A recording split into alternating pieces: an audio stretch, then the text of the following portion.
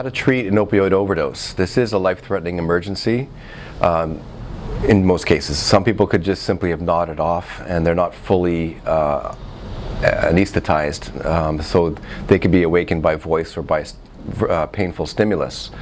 So in that situation, the antidote is not needed because usually the opioid will exert its effects and then wear off and the person wakes up. As long as they can maintain their breathing and a wakeful state with stimulation, then they don't need the antidote.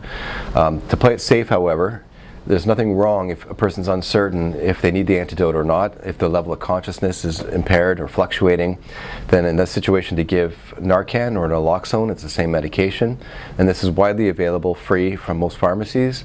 The kit, it can be either an intramuscular injection, so by a needle, or by intranasal spray, which is easier to give.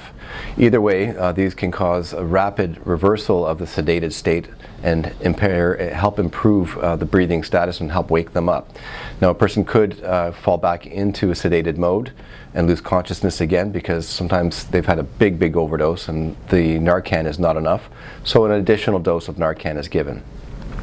Another thing that needs to be said is, along the spectrum, along the sedation spectrum, a person becomes unresponsive, as I said, to stimuli, whether it's voice, then pain, and then they stop breathing. The first thing to do in that situation is call 911.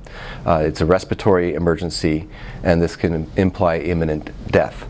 The first thing to do is actually artificial respiration. Now, a lot of people are not comfortable with this, but this is life-saving. It's the quicker way before the Narcan can be given. Mouth-to-mouth respiration is what I'm talking about, where a few rescue breaths are given.